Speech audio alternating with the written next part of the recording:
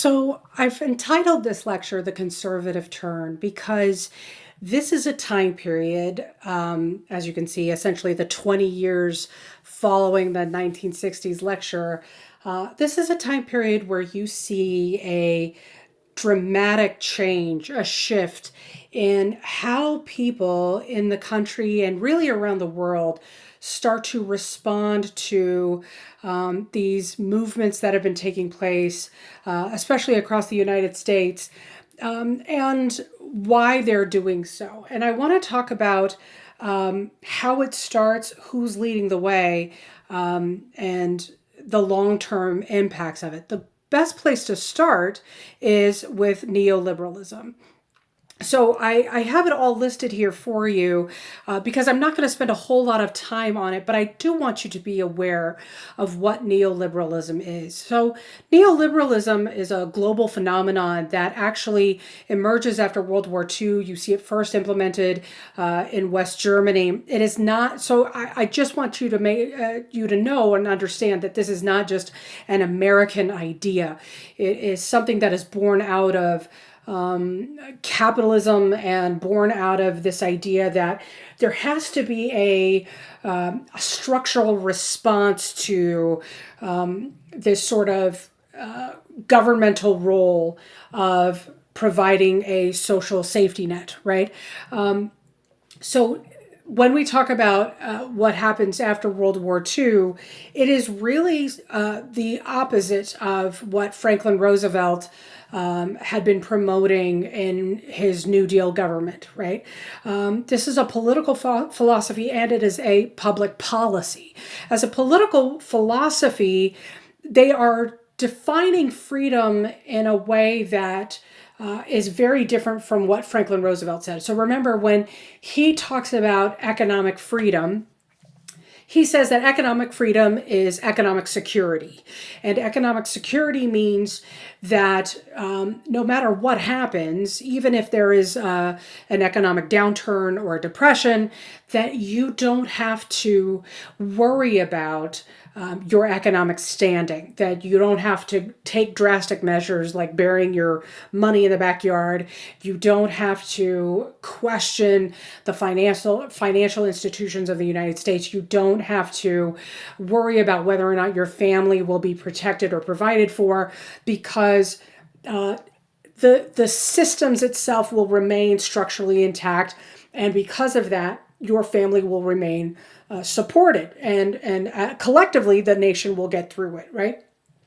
This neoliberalism is very different. Neoliberalism basically says that freedom is not economic security that depends on the government or political systems. This means that the government will do less to support those social programs and those systems that provided those securities. So things like Social Security for the United States, for instance, don't get the kind of priority that Roosevelt, Truman, and Lyndon Johnson would have given it, right? So while Democrats and Republicans, especially Republicans, will have a hard time really, taking, money away from it, they will be able to chip away at it slowly but surely, and they do it in the name of this idea of freedom. They're more modern way, for lack of a better word for it, description of it. They're more modern take of freedom, and that's the idea that we're reducing the dependence on government spending for these types of social programs. Now, in terms of public policy, I mean how we enact neoliberalism, how we see it play out in real life or in everyday life. That means that everyday services that are typically provided by the government, more and more of those become privatized, meaning they are owned by private companies. So public services, such as, prisons. Prisons have been, there are prisons that are run by private companies now. And in addition to prisons that are run by the state. There are also, public services like ambulances that are now run by private companies, like all of these things that were initially created as public government run services, parts of which have now become more privatized. There is also an effort that has been consistent since the end of World War II, and especially in the 1950s and again in the 1970s, to deregulate private corporations.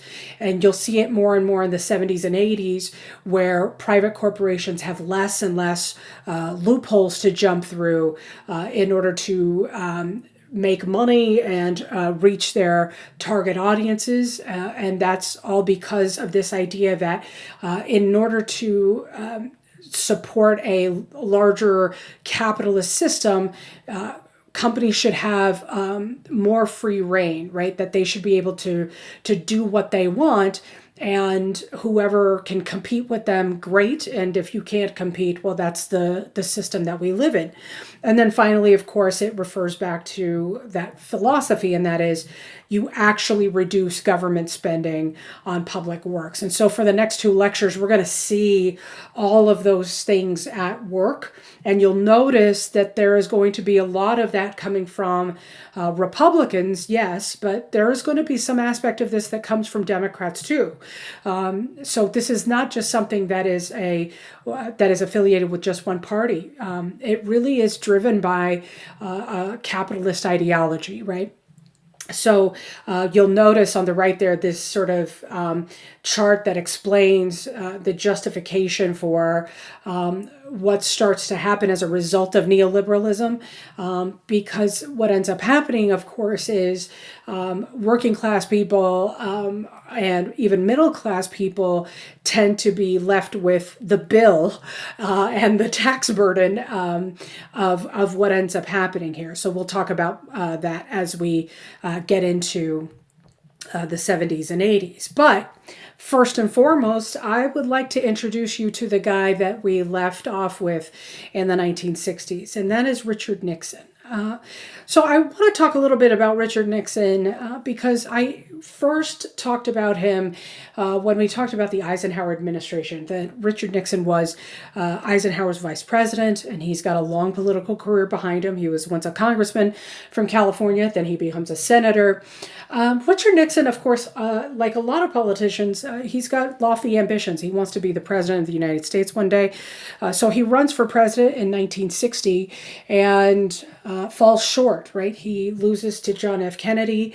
And it's a pretty close election, but it's just not enough to win. And so when he goes back to California, a couple of years later, he'll run for governor of California, and he loses that election. And he famously says, "You won't have Richard Nixon to kick around anymore." So there is this widespread belief that he's just going to go away and live a private life and do other things, right? But instead, what he starts to do is he starts to reconnect with Republicans across the country, and he starts to campaign on their behalf, whether it was for congressional races or for governor races, whatever. And the reason why he starts doing that is because he has his eyes on a much larger prize, and that's, of course, for a presidential race. He doesn't run in 64, but he does have his eyes on 1968, because by the time we get to 1968, remember, this has been 8 years of a lot of dramatic things that have played out in front of the American audience, right, on a national level. Whether we talk about the assassination of a young president, civil rights protests that have that have ended in violence, that have led to a lot of violence, the beginning of an all-out war in Vietnam that a lot of people don't understand. Protests for free speech, protests against the war, protests for free love, which we didn't get into, but that's a whole thing. Then there's, women's rights, there's gay rights, there's Latino rights, there's indigenous rights, there's all sorts of rights, right? And when we talk about what is happening in the 1960s, it's something all the time. And then finally in 1968, the spring of 1968, in particular, in the first 6 months, it is so dramatic, especially with the assassinations of Martin Luther King Jr. And Robert F. Kennedy, that by the time we get to July and into August, we are now at the party conventions for both the Republicans and the Democrats. And the Democratic Convention in 1968 takes place in Chicago, where violence erupts. Violence is outside of the convention center, but it's also taking place on the floor of the convention center, and it points to this level of tension for the Democratic Party, where they just don't know who should take the lead. They don't know, really, they don't have a real anchor for themselves. That said, on the other side of things, here's Richard Nixon. And Richard Nixon is going to present himself as a guy who is really a mellow, normal, quiet. He is the middle ground person, right? He is the guy who's not going to cause any trouble, who there's no chaos like this in the Republican Party. And that's really important, right? He is going to represent stability while there is chaos erupting in the Democratic Party. And that's important for a lot of Americans, because Americans are struggling right now to find some sense of stability. Now, that said, there is another thing that I want you to keep in mind, okay? In 1968, there's a lot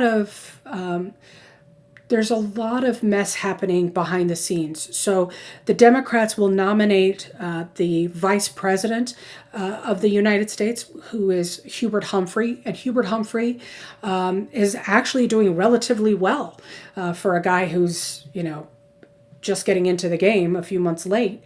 And he's gaining quite a bit of ground. And there is a competition now that's heating up and doing really well between him and Nixon. Plus, Lyndon Johnson is making some real gains in his negotiation with the North Vietnamese to bring the war to an end. When he makes that a priority, there are compromises he's willing to make, but they're willing to compromise on a lot of issues too. When Nixon hears about this, and he hears about how much progress Johnson is making, especially behind the scenes, he reaches out to the North Vietnamese through middlemen.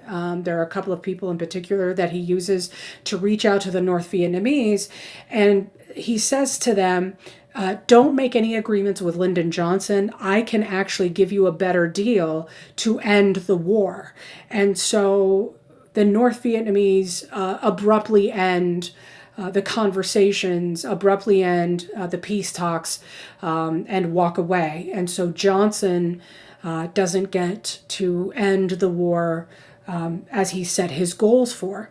Now, how do we know this? Well, the National Security Council and the CIA have been listening in on conversations that the North Vietnamese have been having. And they realize that some of these conversations are with representatives from the Nixon campaign.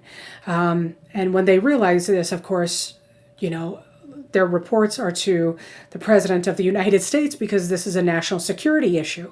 So Lyndon Johnson confronts Nixon about this and says, hey, I've been hearing things. One of the things that I heard is that your campaign, or people in your campaign, have been reaching out to the North Vietnamese and intentionally stopping or inhibiting our progress on peace talks.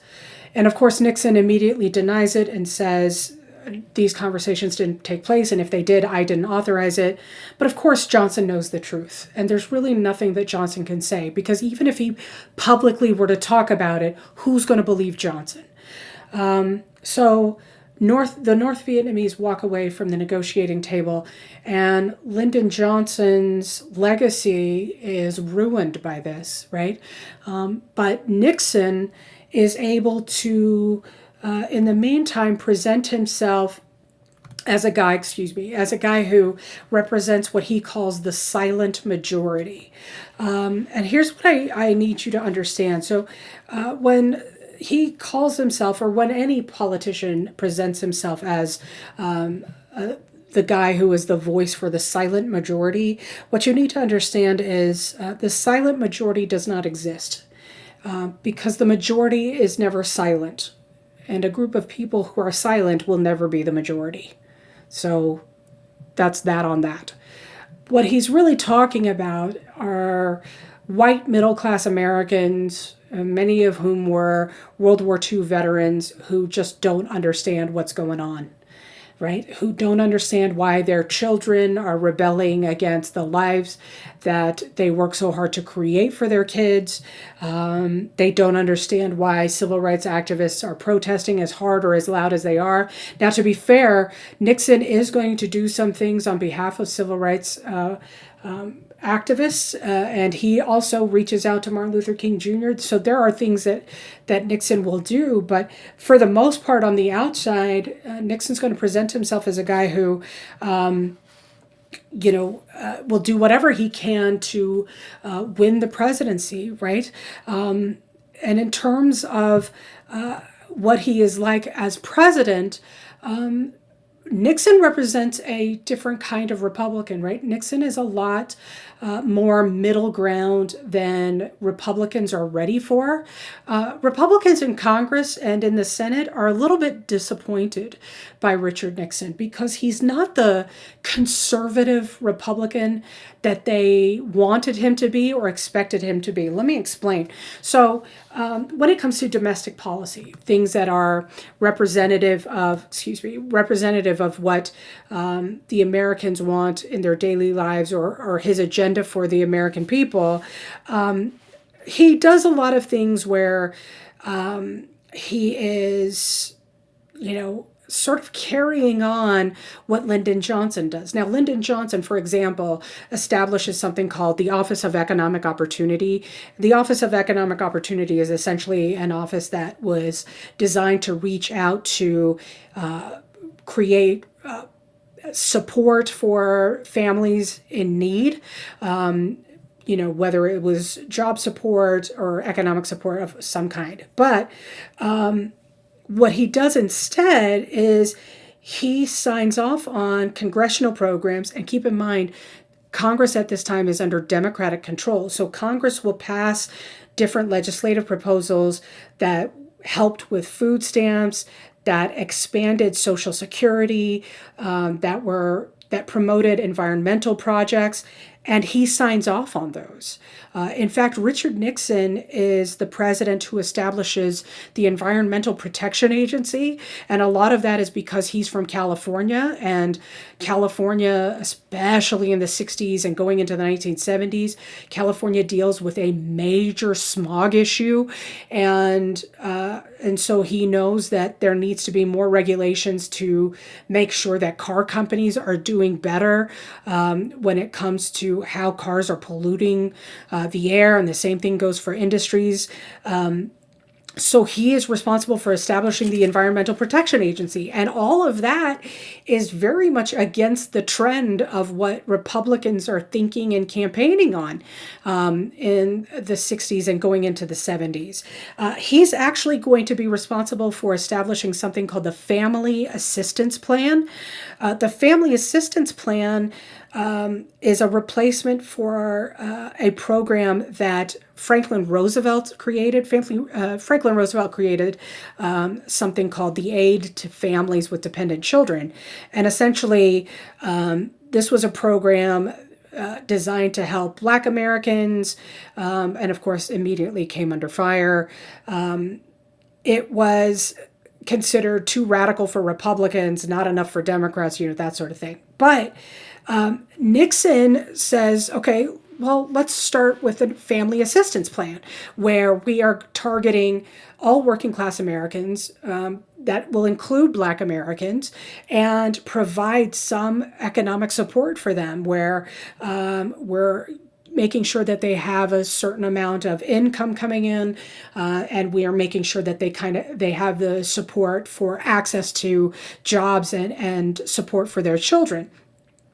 What's clear here is that Nixon is not a typical Republican. Now, that said, he does do some things to try and target certain people in order to guarantee his victory. Like during his campaign, he employs the Southern strategy. The Southern strategy, and you may or may not have heard this, but if you haven't, please make sure you write this down. The Southern strategy specifically targeted Southern voters to gain their support during the election. And what they did was they played to Southern fears on race. The irony of that is Richard Nixon did not agree with any of those things, but he was doing it specifically for the win, right? And the thing that I want you to understand is he is, as a politician, ready and willing to do whatever he can to win office. And that's something that, if you are writing this down in your notes, put a big asterisk by that, because that's going to come back in a little bit. He is ready and willing to do anything he can to win a campaign and to preserve himself in power, right? So if that means that he is going to play to the worst characteristics of people, if that means that he is going to go to the lowest common denominator, if he's going to play to people's racial fears, even though he doesn't agree with them, then that's what he's going to do. So it shows you, it's a window into Nixon's character and that desperation that he has to win. Now, Richard Nixon is not that interested in domestic policy. What he's actually interested is in foreign policy. And this is where he actually shines. I will say that. If Nixon is a gifted politician, a gifted anything, it's in the area of diplomacy. And one of the things that he especially understands how to do is how to read different nations and how to understand how nations approach each other and understand each other. So let me explain what's going on here. Remember, back in the Cold War lecture, I told you about how in 1949, China became a communist nation. And immediately there is the assumption that by becoming a communist nation, that China would automatically become a Russian ally, because both countries, identified themselves as communist. But Richard Nixon understands that they are not actually allies. Instead, they're competitors, right? They are competing with each other to be the world's most dominant communist power. That's the kicker. So while they are both communist nations, they are not in alliance with each other. They are in competition with each other. And so Nixon decides that he is going to abide by that saying that maybe you might have heard of or are familiar with, and that is the enemy of my enemy is my friend. And he decides to play on that just a bit. So he thinks that he can play China and Russia off of each other to the advantage of the United States. So in 1971, China hosts a ping pong tournament as a goodwill gesture. And this has been a long time coming. There have been negotiations to set this up. And if you've watched Forrest Gump, then you should know what this is, because the fictional character, Forrest, is on the national ping pong team. And so he travels to China to play in this tournament. That is real. Forrest obviously isn't, but that is real. This tournament takes place in April of 1971. And China invites the Americans to send a national team to participate in this tournament. So the Nixon administration decides to send a representative on behalf of the administration to cheer on the American team. Think about this as if it were the Olympics. So during the Olympics, we send ambassadors to represent the United States to cheer on our teams and cheer on our athletes. So the First Lady and others, will go, but usually it's the First Lady and other members of the administration. This time around, in 1971, Richard Nixon sends his national security advisor, a man named Henry Kissinger. Kissinger is spelled Kissinger, Kissinger. Henry Kissinger is Nixon's most trusted advisor, especially when it comes to foreign policy. And Kissinger is sent there with a mission. He is sent there with intention, right? So he's not actually there to cheer on the team. He's actually there to start negotiations with Chinese officials. And essentially, these talks are about arranging a visit for Richard Nixon to come to China.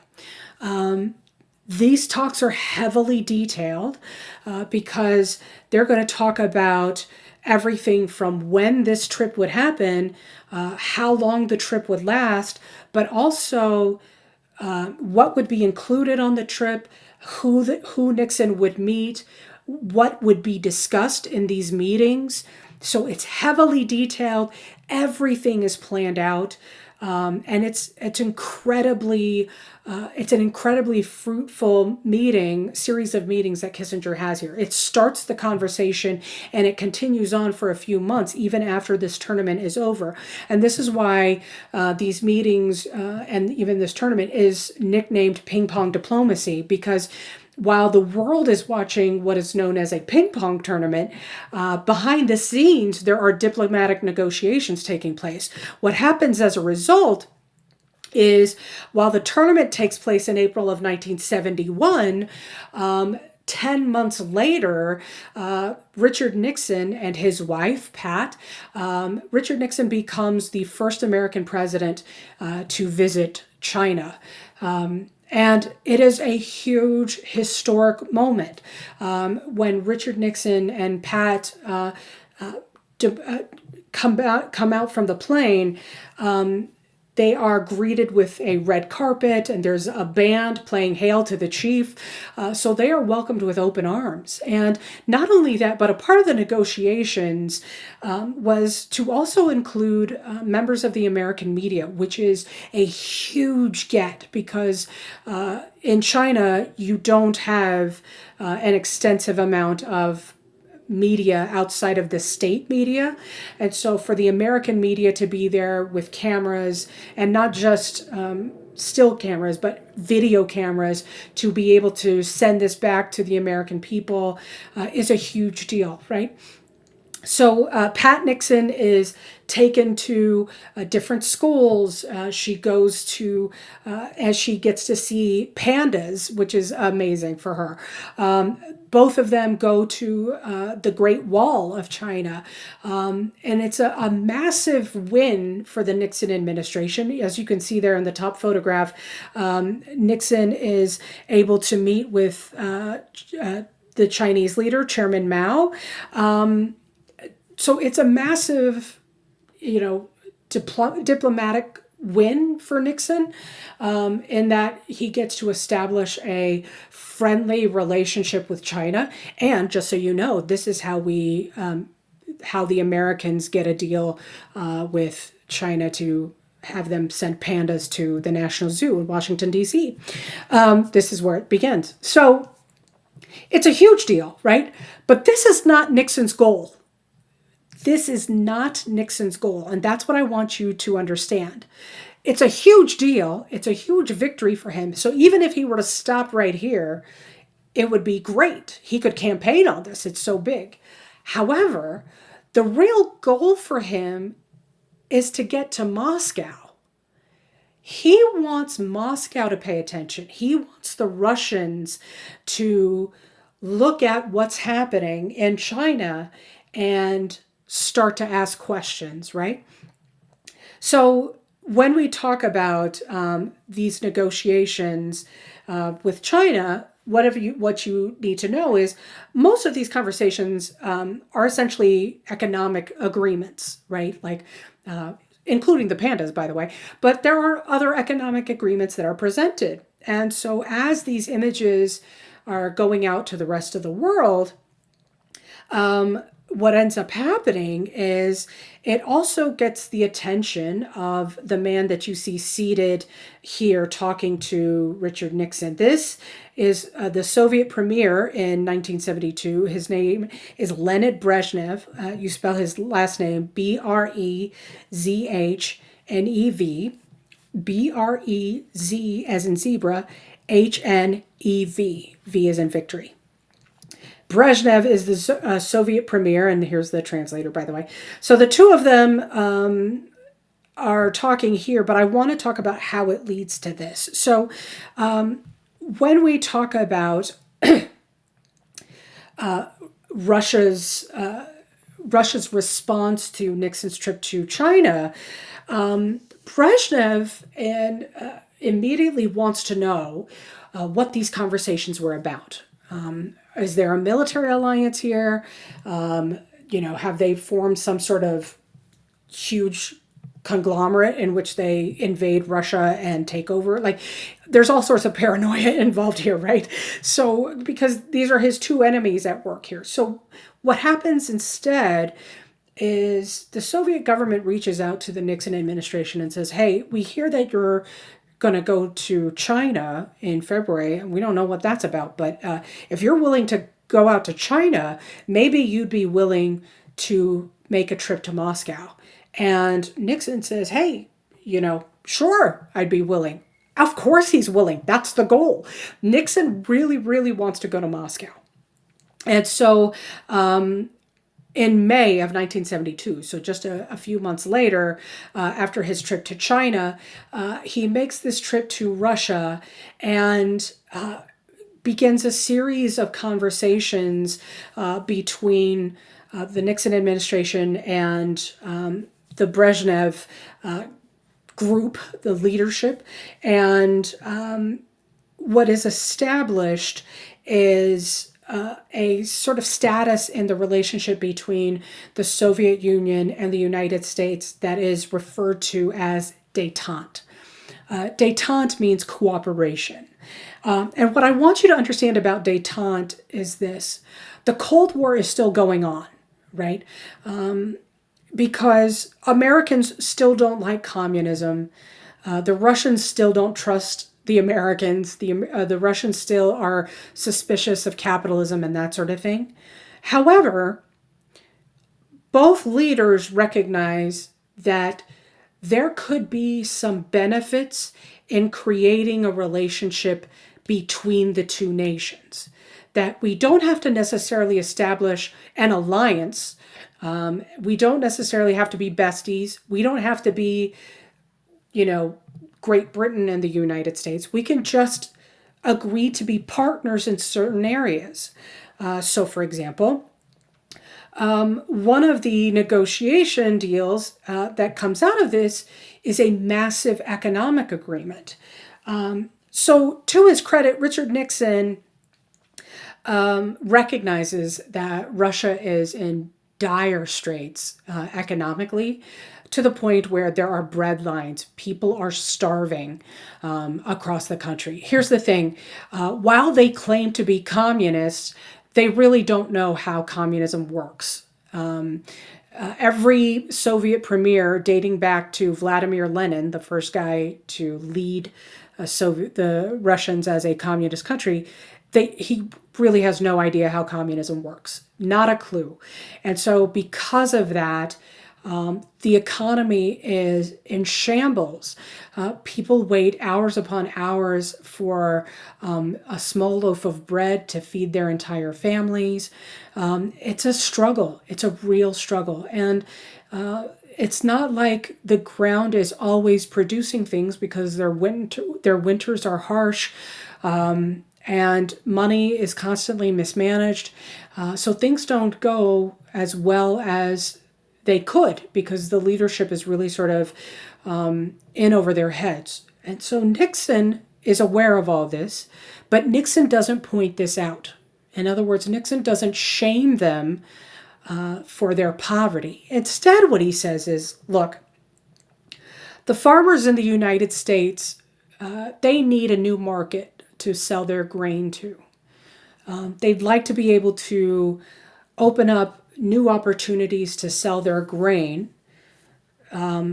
Would you be willing to purchase grain from American farmers? Because that would be a relief to American farmers. So, in other words, he's creating this message or this image that the Russians would actually be doing the Americans the favor by purchasing grain from American farmers, rather than shaming them for their economic status, and rather than saying things like, see, communism doesn't work, you don't know anything, your economy is in shambles, haha. He doesn't do any of that. He just says, hey, you'd be doing us a favor. What ends up happening is the Russians agree to $1 billion, 1 billion with a B, $1 billion worth of American grain. And it's not $1 billion in, one lump sum. It's $1 billion over several years. But you can see how both sides here are benefiting. So now the American farmer does have a new market to sell to, and they're selling $1 billion worth of grain. And on the flip side of it, you have Russians who are going to get $1 billion worth of grain to feed their people, right? It's a massive, massive victory that Nixon is able to negotiate, right?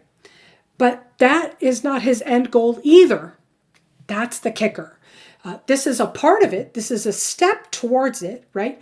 But what he's trying to do here is establish a little bit of a foundation of trust. He knows that there's no way that these two countries are going to fully trust each other, and that's okay. However, what he wants to do is build on the work that John F. Kennedy started in 1963. If you remember from the 60s lecture, John F. Kennedy gives that speech to American University, and I played that clip for you, in which he talks about starting negotiations for reducing nuclear arms or nuclear weapons and stopping nuclear tests, right? That had been after Kennedy's assassination. There hadn't been a whole lot of progress on that, right? Because now we've got to fight a war on poverty, and then there's the war in Vietnam, and so there's not a whole lot of progress made on this. And instead, what Nixon decides to do is he decides to build on that and try to expand on it. So what is agreed to is, while they don't agree to the number of arms they will reduce or anything like that, they agree to a conversation. And the conversation will be known as the Strategic Arms Limitation Talks. So they agree to start the conversation, that we are going to have a series of conversations in which we talk about reducing our nuclear weapons and by how much, and here will be the end goal. That's the conversation that Nixon wants to start. And that's what Brezhnev agrees to. Brezhnev says, you know what? I think that's a good conversation. That's a good conversation worth having. And it's especially important because the Soviet Union has been devoting a huge chunk of their budget to military weaponry, and it's been killing their economy. So Nixon recognizes that there are economic benefits as well as long-term peace benefits as well, right? I want you to pay attention to the fact that this is happening in 1972, okay? Because 1972 is an election year, a presidential election year. So that's going to be important for later on. So this is where he really shines. This is his moment. Now, does that mean that all of his foreign policy decisions are great? Absolutely not. So let's talk about where it's a disaster. When it comes to Vietnam, Remember what Nixon tells the North Vietnamese in 1968 as Lyndon Johnson brings the war almost to an end. Nixon promises the North Vietnamese, hey, if you wait, I'll give you a better deal.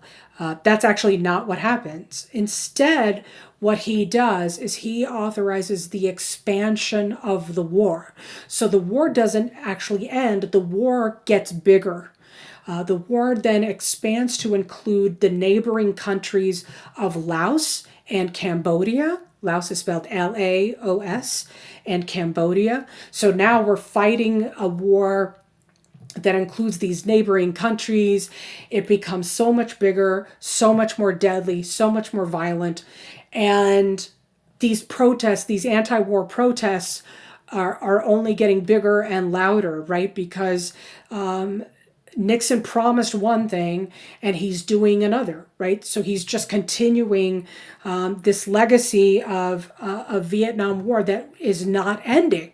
Then, to make things worse, in 1971, the New York Times publishes what is known as the Pentagon Papers. The Pentagon Papers was actually a classified report that had been published by the Department of Defense. So when I say classified, I mean top secret, right? So the Department of Defense puts together a report of American involvement in Vietnam, and somebody leaked this report to the New York Times. So nobody in the public is supposed to see this, but the New York Times leaks it. You can see the front page of what happens, of what the headline is. So it says, Vietnam Archive Pentagon study traces 3 decades of growing U.S. involvement. So essentially, this story and these reports explain the evolution of American involvement in Vietnam, dating back to when Franklin Roosevelt first heard about it, so like the World War II, and going all the way up to present day. Here's why that matters. Remember, I told you when I first mentioned Vietnam, remember what I said. The American people have no idea about this. All of this is done without the knowledge of the American people. Nobody in the American public is told about sending funds to Vietnam to support the French efforts. Eisenhower doesn't tell the American people that we're sending over military advisors. John F. Kennedy, during the Kennedy administration, they actually helped to set up this fake election in South Vietnam that ends in a complete disaster, but the American people don't know about that. All of this has been happening in secret, right, until 1971, and this report is published. Americans, needless to say, are shocked at how long and how freely American presidents were able to make such massive military decisions without telling the public, right? And listen, a lot of this goes back to the fact that Franklin Roosevelt expanded the presidency in such a way that it had a tremendous amount of power, right? Even though Lend-Lease had expired, it was only around for the term of the war, it still expanded the power of the presidency. And the presidents who came in after him took full advantage of the available power. And they did so in the name of national security. So what happens as a result is Congress passes what's called the War Powers Act. The War Powers Act basically says this, that Congress would take over a large part of foreign policy power away from the presidency because that was too much power for the president to have. So the president is still commander-in-chief. He is still the final authority on where the military goes. The president is still the final authority on giving orders to the military and that sort of thing. However, when it comes to deciding foreign policy and what issues to get involved in, the president has to communicate with Congress.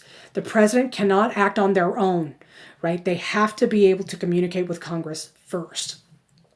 So by the time, in between this time of 1971 and going to War Powers Act, with all of the tensions still on the rise with Vietnam, Nixon has some decisions to make, right? So Nixon pushes for this idea of Vietnamization because it's clear that this war is not winnable.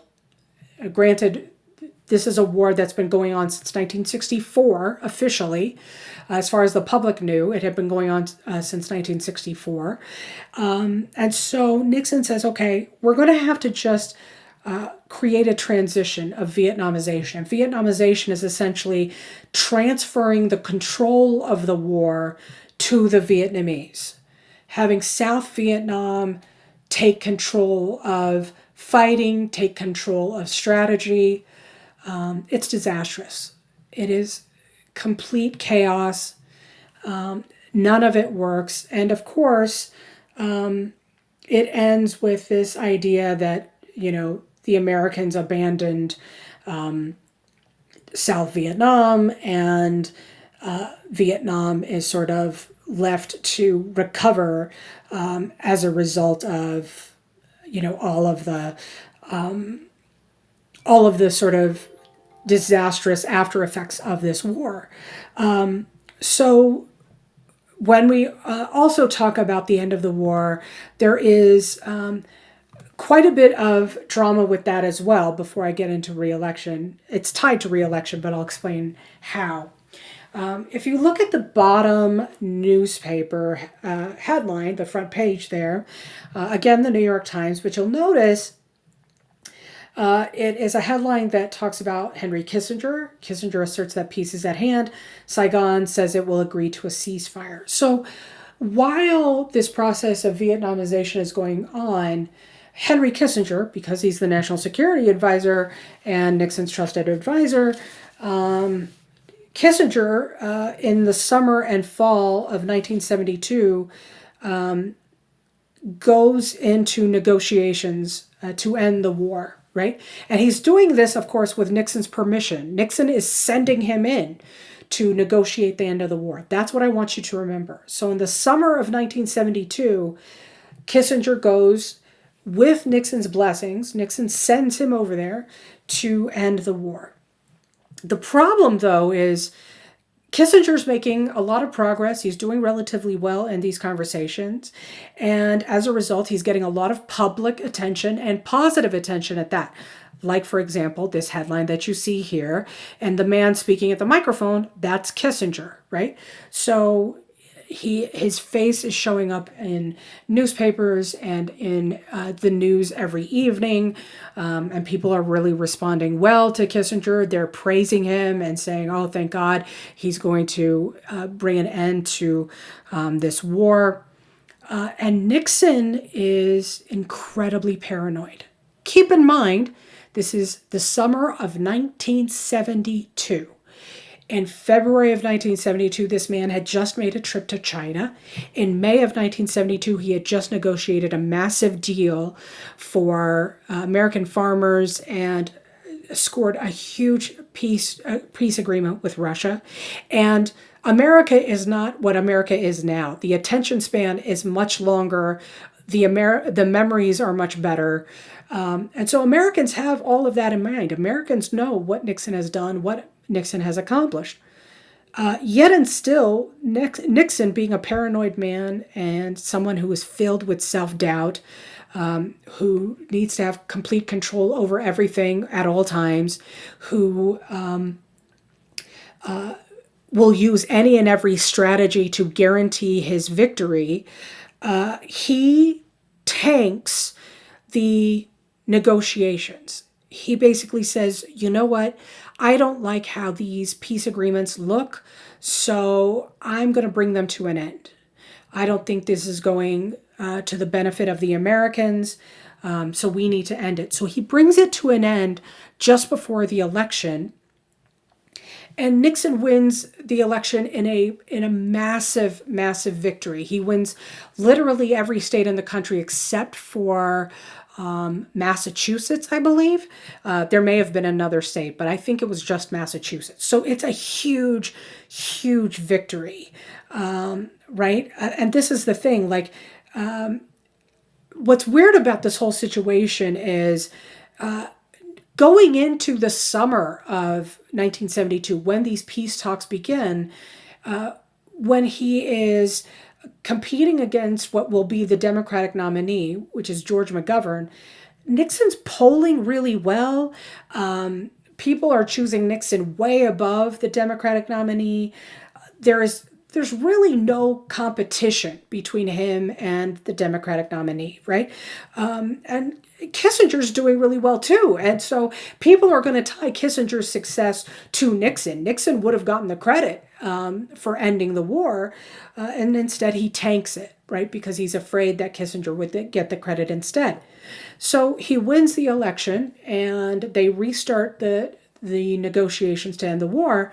And in January of 1973, Nixon signs a quote-unquote new peace treaty, except what you should know is that the new peace treaty is essentially the same peace treaty that Kissinger had agreed to. There may have been a few details here and there that had been different, but it's essentially the same.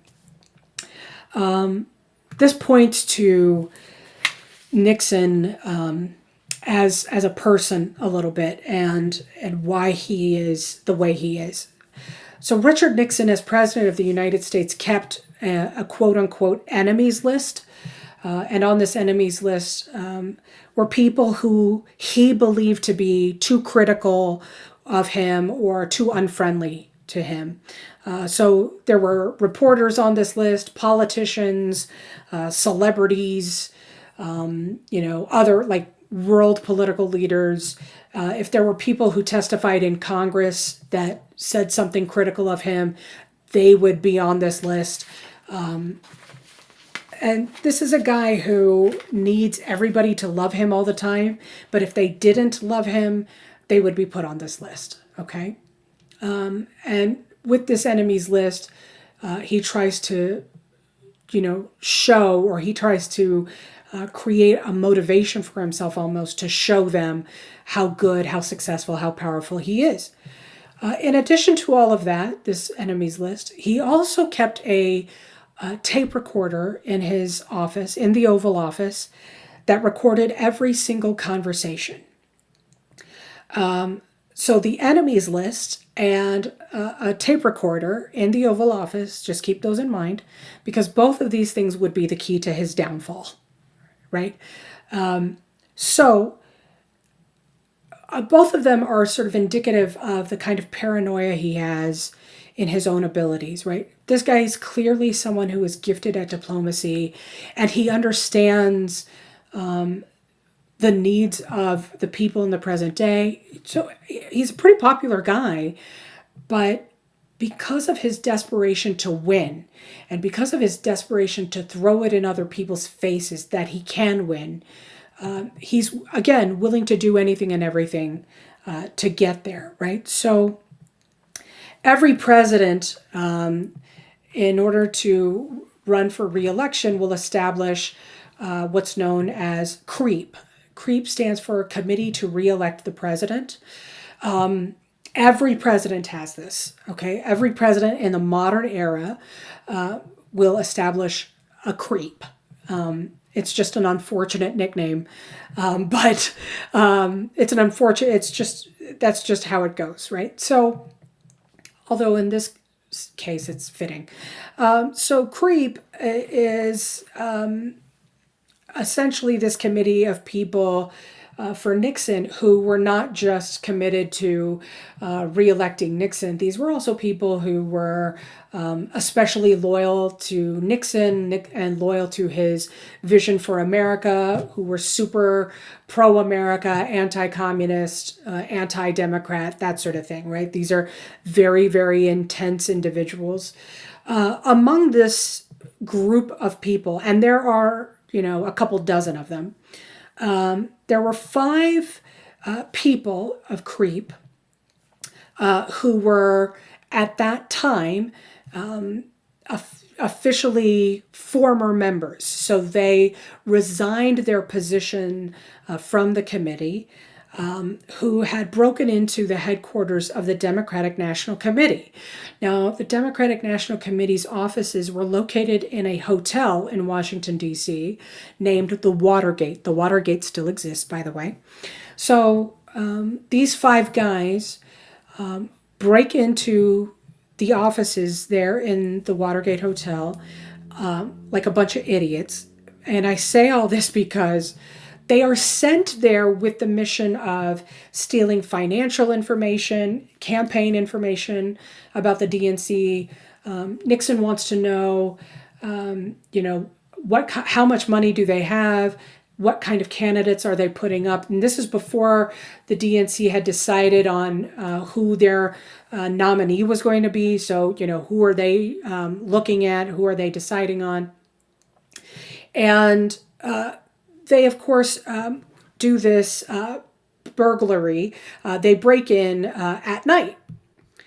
So in addition to burglarizing the place, they also wanted to tap the phones in the offices so that they can listen in on the conversations phone conversations that they were having. So they've got listening devices that they want to install. There are pictures that they want to take of different documents. So sometime after midnight, this is the middle of the night in June of 1972, these guys are, busy burglarizing these offices. And meanwhile, a security guard for the hotel notices that there is how some of the outside doors and in the back from the parking garage into the building have been covered with tape, and that's so that these guys couldn't get locked out or whatever. So to keep the doors unlocked, they've covered things with tape. It's so bizarre. So he removes the tape. I don't know. He didn't think they were suspicious, but he removes the tape, and then he comes back a little while later and realizes that somebody put tape on there again. So of course he calls the police because he knows something's going on, right? And then in the meantime, police come in. The police show up in an unmarked car, and there are police officers who are working the overnight shift. They're in plain clothes, and regular people who are showing up. And when they notice that there's something going on in the hotel, there's an unusual amount of activity happening in these offices. These police officers end up arresting five guys who are burglarizing these offices. They have, and they're arrested in the act, right? They've busted open a filing cabinet. They've trashed things. There's documents everywhere. These guys are dressed in suits. Also, it's so bizarre. So they've got like $2,300 in cash. Most of it's like in $100 bills. They have all of these cameras and film that they've taken pictures with. I'm trying not to laugh. I'm so sorry. They also have, like, for whatever reason, they've got tear gas guns. And I think the idea is if somebody walked in on them, they would throw the tear gas or whatever, fire the tear gas, and then try to escape. But I don't know. And then, so immediately the police see the cash and all of this stuff. And then later on, they realize there's even more cash on these guys. It's insane. Okay. What's really insane is the fact that well into the election, so the election takes place, Nixon's reelected, the Washington Post And the New York Times start to investigate this deeper and deeper, especially the Washington Post. They're starting to dig into this story deeper and deeper because these five guys are really specific. First of all, why are these five guys burglarizing the DNC? It'd be one thing if it's one guy and then you could just think, okay, this is a one-off random thing, but it's five guys. And all five of them, after some investigation, all five of them were linked to, at one time, linked to creep. Now, the reason why they resigned, I should add, is because they could claim that they weren't actually affiliated with Nixon, at least not at the time, yada, yada. It takes about a year's worth of investigations, but what it leads to is the realization that there are high-level officials in the administration linked to this break-in, that it's not just these five guys, that there were orders from high up. And when there's a realization that Nixon's been recording conversations that took place in the Oval Office, there is a subpoena issued to turn over the tapes that from the Oval Office, and for whatever reason, a lot of those tapes are either destroyed or taped over, and there's no explanation as to why. So it's clear now that things are not going well for Richard Nixon. So by the time we get to 1974, there are calls for Nixon's impeachment, and the House of Representatives goes through the vote and they impeach him. And now it's the Senate's turn to decide on whether or not he should be removed from office. Now, here's another thing that I want you to keep in mind just as a side note, okay? Nixon's vice president, Spiro Agnew, who, by the way, had presented himself as a law and order candidate. I'm not kidding about that. That's actually the reason why Richard Nixon chooses him as a vice presidential candidate. So Spiro Agnew had, served as vice president and was even reelected with Richard Nixon. He was a part of the reelection campaign. And then what ends up happening is, starting in 1973, the U.S. Attorney in Maryland, where Agnew was a governor, started investigating Agnew for tax fraud, for bribery, for extortion, and it turns out that he, had taken kickbacks from contractors, and he was brought up on charges. So Agnew, in 1973, had to resign the vice presidency. And he had to, he pleaded no contest to one felony charge, but he, of course, had to resign from the vice presidency. And the House of Representatives had to choose a new vice president. They chose a guy named Gerald Ford. Gerald Ford was a congressman from Michigan, and Gerald Ford was a really well-liked guy and someone that everybody, Democrats and Republicans alike, really appealed to. So the House says, okay, here's your new vice president. And okay, so now, so the Nixon administration hadn't avoided controversy already. And now, on top of that, Nixon's being investigated. So when the Senate has to look at Nixon and decide whether or not he is guilty of these charges, Nixon thinks that he can survive this. Nixon thinks that he's going to be one of those guys who is impeached, but, the Senate saves him. However, it's pretty clear that in the Senate, there are Republicans who are going to vote for his removal. And a lot of that is based on the fact that when we talk about this idea of respect for the office of the presidency and the trust of the American people, and that you had an oath that you swore to uphold in this office, and you clearly violated it, so you violated the Constitution, you violated your oath, all of these things, then you must be held accountable to that. So Democrats and Republicans are clearly going to vote to remove him from office. So rather than deal with the embarrassment of being the one president removed from office, he resigned in 1974 and resigns in shame. Here's a guy, again, who was willing and ready and willing to do whatever he could to win office, and it ends in complete shame for him. I wanted to talk about this because there's a significance to why Nixon's resignation, his downfall in particular, is important, right? One, it creates a level of distrust that never existed before, right? Criticism had always existed. There's always criticism of the American president. People were critical of George Washington. So there's always going to be a level of criticism against the American president. But the criticism came with respect.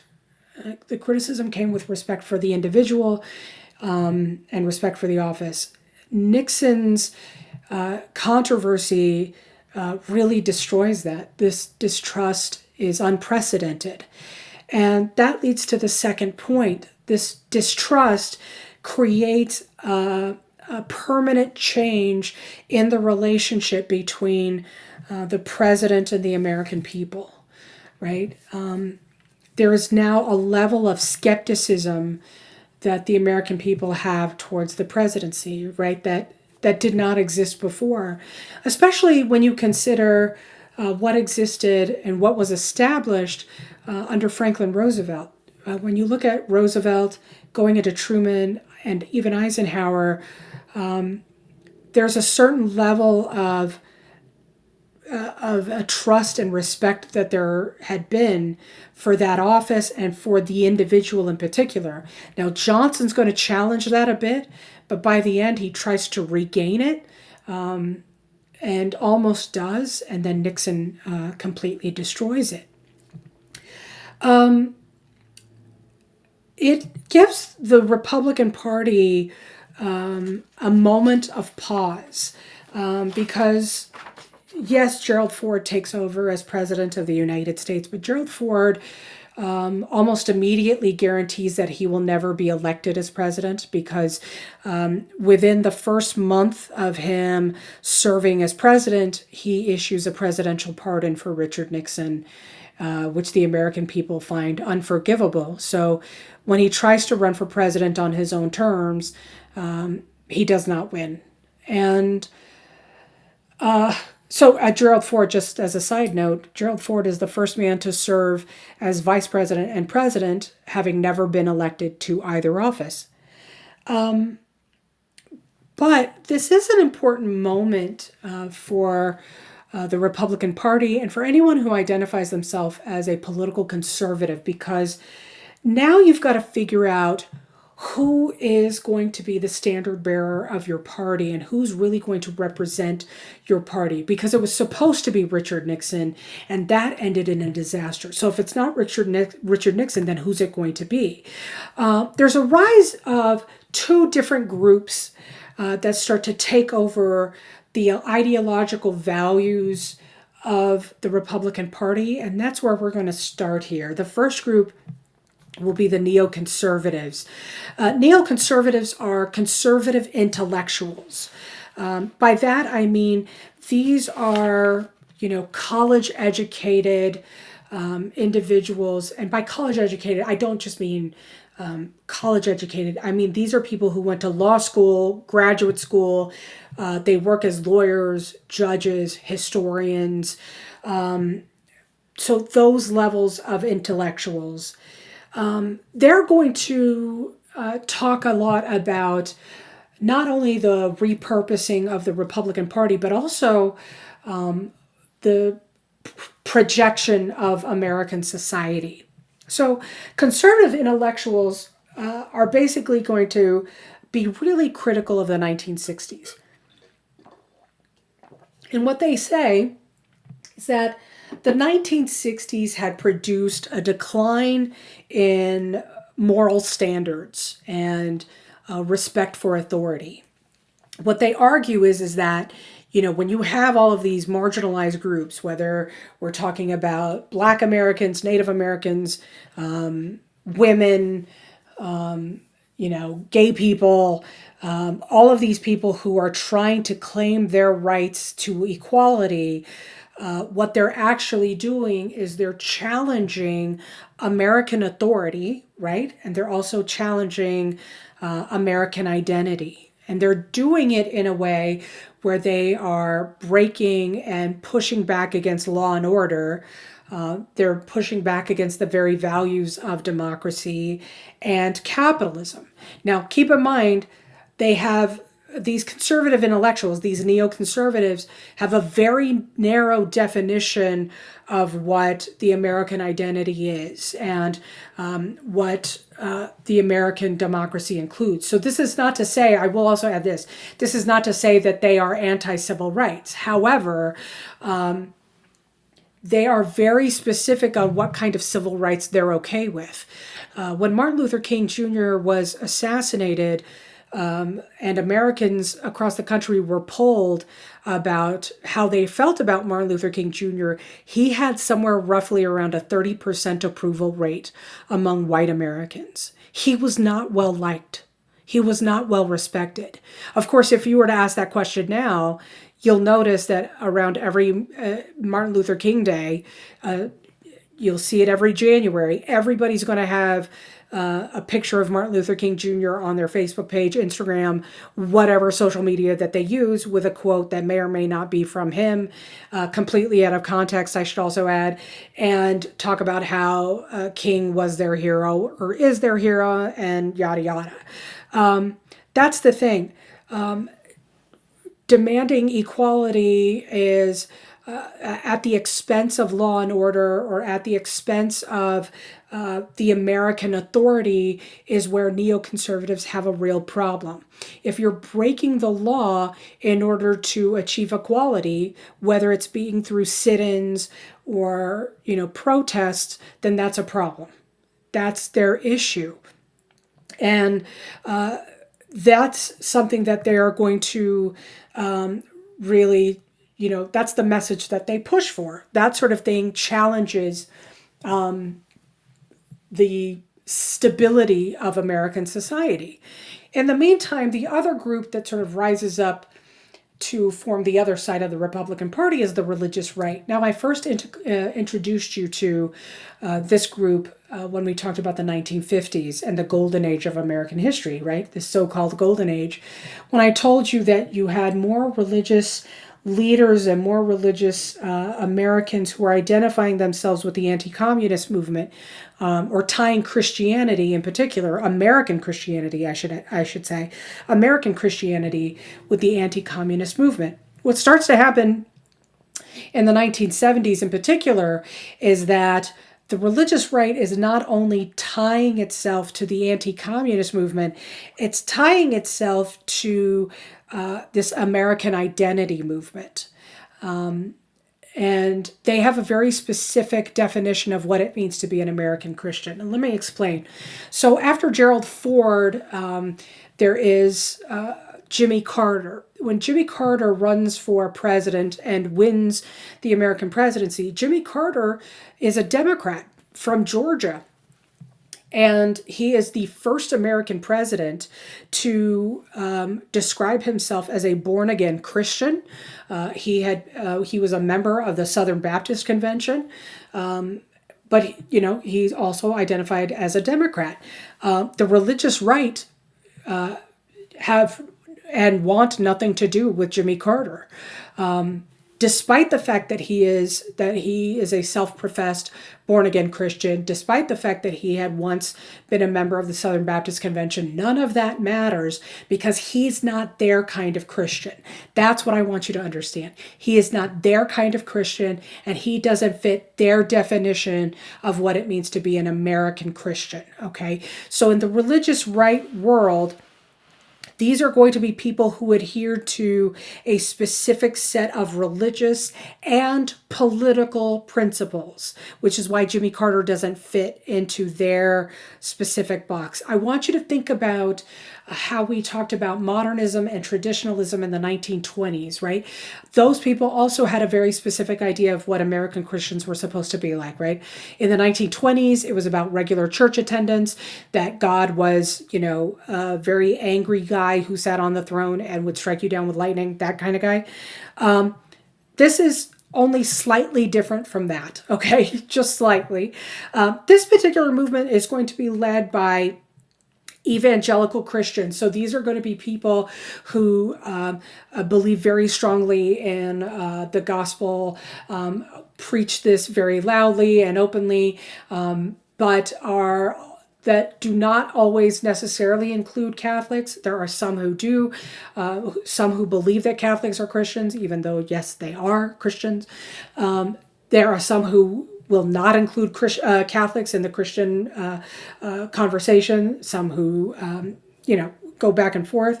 But this movement, led by the evangelical Christians, will be especially embodied by Jerry Falwell and his organization that he helps to establish called the Moral Majority.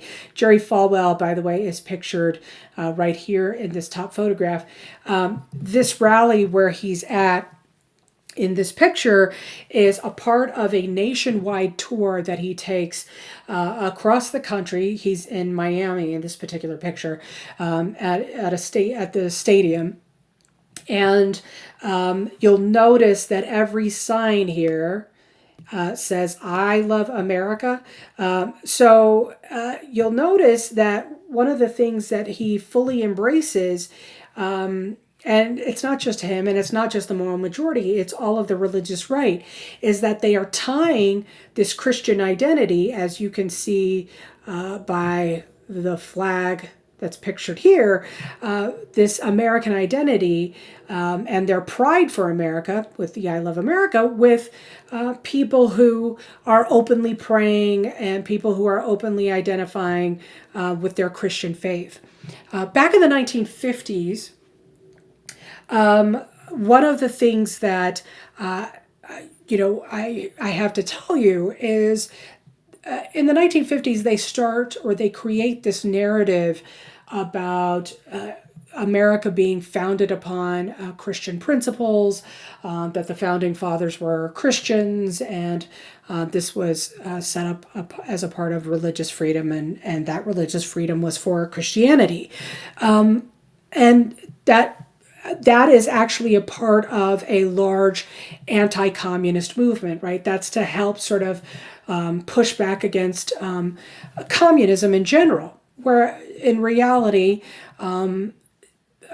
the founding fathers in general are deists. The most religious of them is John Adams, but the others are deists. They see Jesus as a philosophical figure, and that's pretty much the most. If you were to read the Thomas Jefferson Bible, you'll see what I mean. And Thomas Jefferson Bible, I think, depicts that the best. However, in this narrative that you start to see in the 1950s, it's a very different story, right? That the United States is based on Christianity, and these are all people who established a Christian country, yada, yada.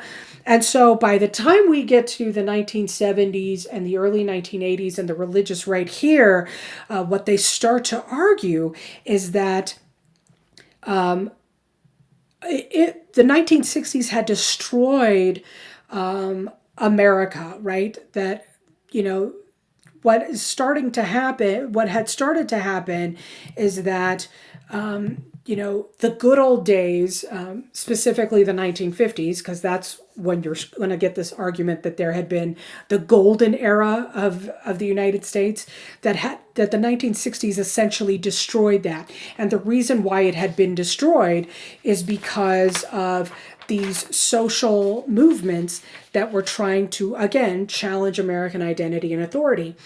So, for example, Jerry Falwell when Congress was voting on and deciding on whether or not there should even be a Martin Luther King Jr. Day, Jerry Falwell openly campaigned against it and said, you know, I'm sure there are other leaders who can be recognized. I don't see why King has to be recognized. And that's because Falwell believed that King was secretly a communist. There's no evidence to suggest that King was ever a communist.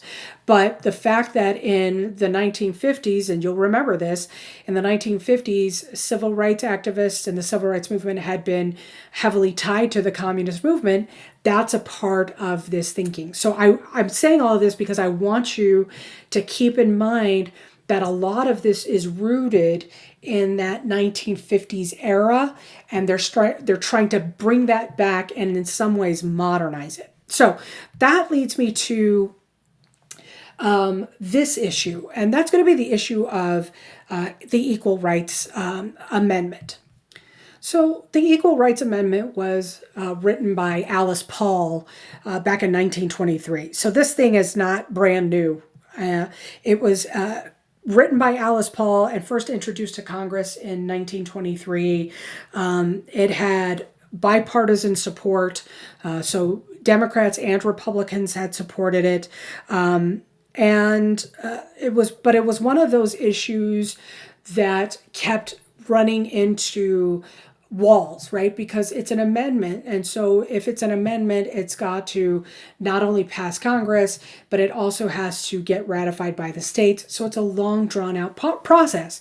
And much like with women's suffrage, this is a process that would take a long time because it is an issue about women's place in society, women's roles in society. Now, keep in mind that the Equal Rights Amendment explicitly prohibits sex discrimination. That's the straightforward definition of the ERA. It prohibits discrimination based on gender.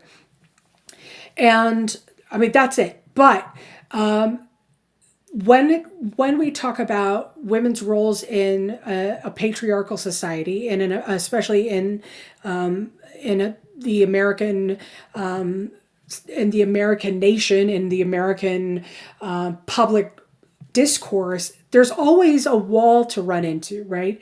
We've talked about this consistently, right? Where there's Rosie the Riveter who emerges in World War II, and Rosie proves that she can be a welder. She can do whatever she needs to do to get the job done. But as soon as the war is over, Rosie's got to go back home and be a homemaker because that's what's expected of Rosie, right? So by the 1960s, when the women's movement starts to emerge and you have the leadership of the National Organization of Women, what you got to know is there is a pushback of conservative women, where conservative women will be led by and best represented by this woman in the bottom right corner named Phyllis Schlafly.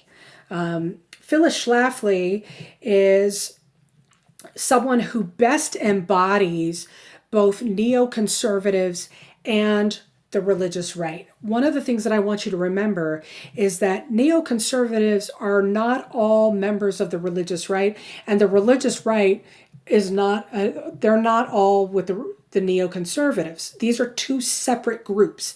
And neoconservatives, there are a lot of them who criticize the religious right.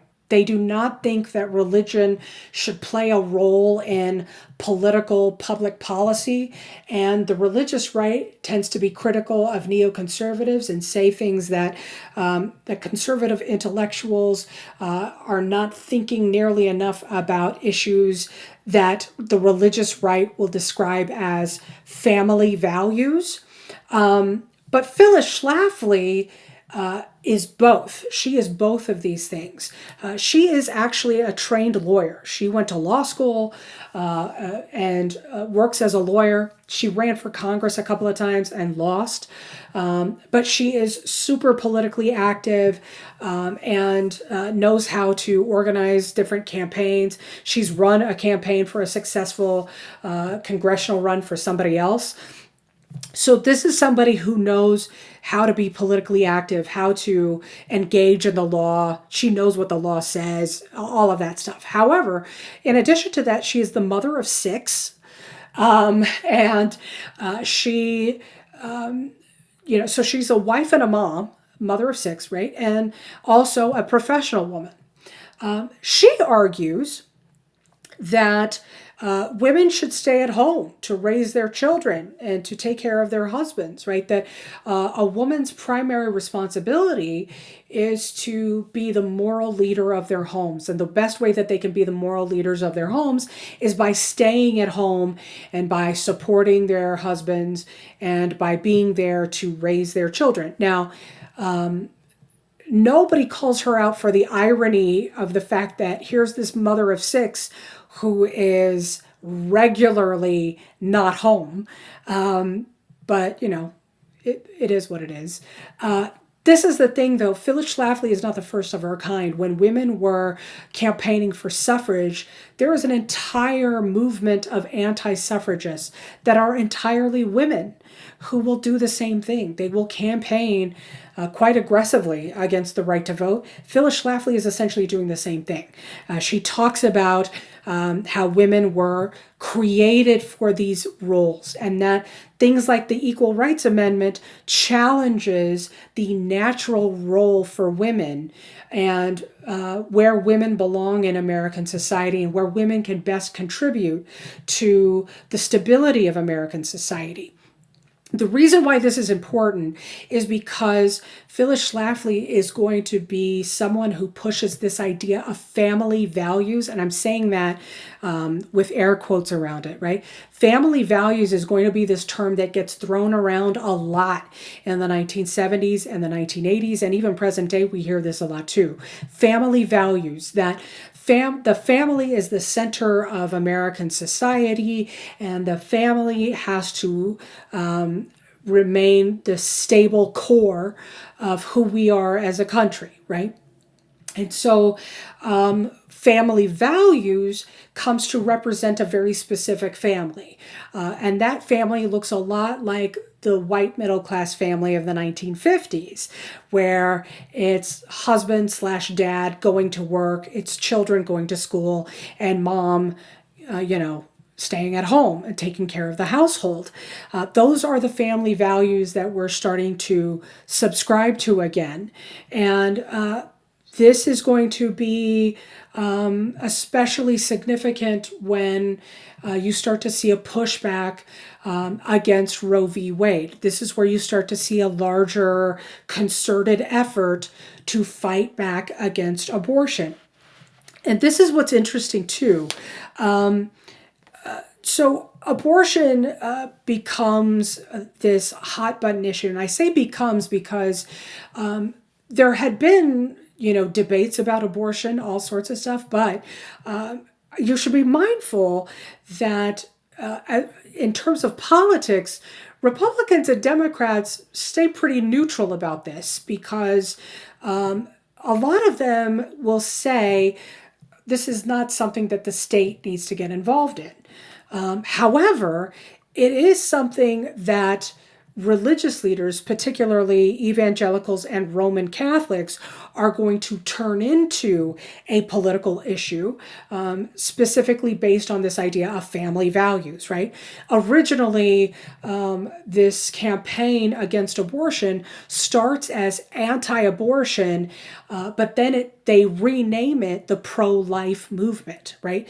Because pro-life implies that the other side of the argument is anti-life or pro-death, right? And so they intentionally choose that terminology. Now, this is the thing, not all religious groups embrace this idea initially. It takes some time. For example, in June of 1971, the Southern Baptist Convention, which is the most conservative of religious affiliates in the United States, in June of 1971, when they established their resolution as a part of their church platform, they said they made it very clear that abortion it should be decided by the woman and her doctor, but it should not be the go-to resolution, right? But by 1982, they describe abortion as, you know, the sign that society has no respect for all human life. And I quote, leading to growing occurrences of infanticide, child abuse, and active euthanasia. So over the course of 11 years, you see an evolution of how religious leaders start to change and become much more conservative in their approach to the issue of abortion.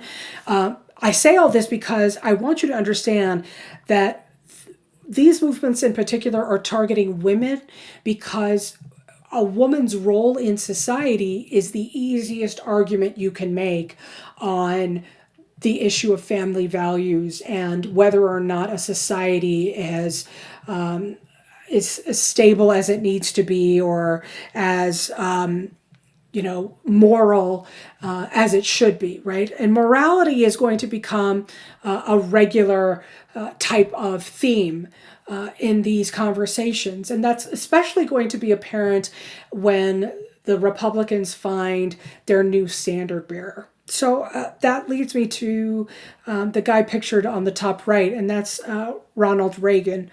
So Ronald Reagan was from Hollywood, right? He's the American actor who, he's not really a movie star per se. It's not like he had been in these huge hit films.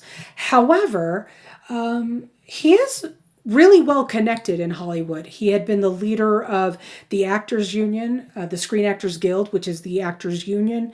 And because he was the president of the Screen Actors Guild at one time, he actually made some really powerful, really famous friends, including guys like John Wayne and others. So, he knows a lot of people.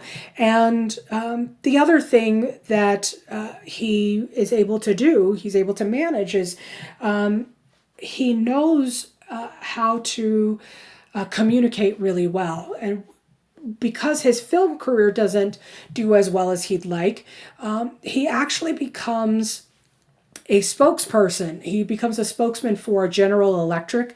And commercials back then are not what commercials are now. So commercials back then are much longer. They become, stories almost.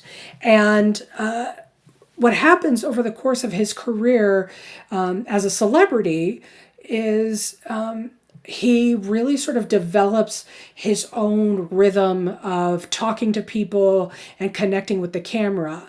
He models himself and his communication style a lot after Franklin Roosevelt. He really admires, he sees Franklin Roosevelt as a political hero when he first begins his public career. And so he models himself as a communicator based off of Franklin Roosevelt. And so he knows how to communicate really well. He knows how to read the room. And so if he needs to speak with force, he can. If he needs to speak with empathy, he can. So he likes the idea of using visuals. He likes the dramatics. And because of that, he speaks in really broad, overarching themes. He doesn't like to get into details of how plans are going to work or what his specific ideas are on how to get things done. He has these broad visions of how to get things taken care of. So he's invited to speak at the Republican convention in the early 1960s. In 1964, people love him so much that they want him to be the Republican nominee. It doesn't work out for him, but instead he'll end up being the governor of California. And it works out really well for him in that he gains quite a bit of support and quite a bit of fame as a result of that. His political authority gains quite a bit of momentum. So by the time he runs for national office, he is presenting himself as this new representative of conservative thinking, right? That he has to fully embrace this idea that American freedom is wrapped up in this idea of neoliberalism, which I talked about at the beginning of the lecture, where it's not the government providing a social safety net. It's not the government getting involved to help you do everything and every little thing. It's the government rolling back regulations. It's the government being able to step out of the way and you being able to freely live your life and do whatever you want to do, you know, but with certain restrictions depending on who you are. He does this with a tremendous amount of success, primarily because of his ability to express his ideas. However, there are limitations to what he can accomplish, right? Because when we talk about Reagan the politician, neoconservatives love him. Neoconservatives see him as the guy that they've been waiting for, right? When they first have, like in the 1960s, when they have their candidates that they think will be the ones to carry the torch for them, those candidates fall short. But finally, after a decade or so of searching, they find their guy. The problem, though, is that religious leaders don't like Ronald Reagan. Religious leaders don't like Ronald Reagan for two reasons. One, he's a Hollywood guy. They don't like that he is an actor. They don't like that he, has all of these Hollywood connections because they question his morality, right? How can we trust that this is someone who has real values and that he can connect with the American people on issues of morality? And the second thing, and this sort of reinforces the first thing, the second thing is he's divorced. He would be the first divorced president if elected. And that's a huge no-no, right? Because it's in the Bible. I mean, that God hates divorce. So the religious right cannot accept him as their nominee because this guy is divorced. And not only is he divorced, but he remarried. And, his first wife was an actress, and so was his second wife. Now, just between you and me, his second wife, Nancy Davis, way better for him, perfect match in every kind of way, and they totally loved each other. So, this is what it was supposed to be. But mumble, that's just my opinion. So, here's what Reagan realizes. Reagan sort of understands that he's got to be able to gain the trust and support of the religious right. So he intentionally meets with religious leaders, including Jerry Falwell. You'll see in the top right, there's a picture of Ronald Reagan and Jerry Falwell. This is much later on. I think this is during Reagan's second term. But he meets with them privately and has conversations with them about his faith, about his marriages, about all sorts of stuff. And that's how he gains their trust. And in the meantime, as a politician, ironically, he creates a distrust for the government. He convinces the American people that you cannot trust the government to get anything done. He purposely tries to create a separation between citizen and government. So he's trying to undo everything that Franklin Roosevelt created, right?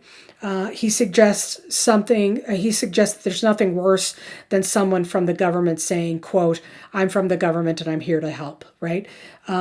But, the irony of that isn't that exactly what you want someone from the government to say, that I'm here to help, that there is support available? But Reagan presents it as if you have that or if you hear that, then disaster awaits, right?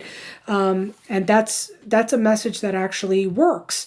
So that leads to Reagan's approach to economics, right?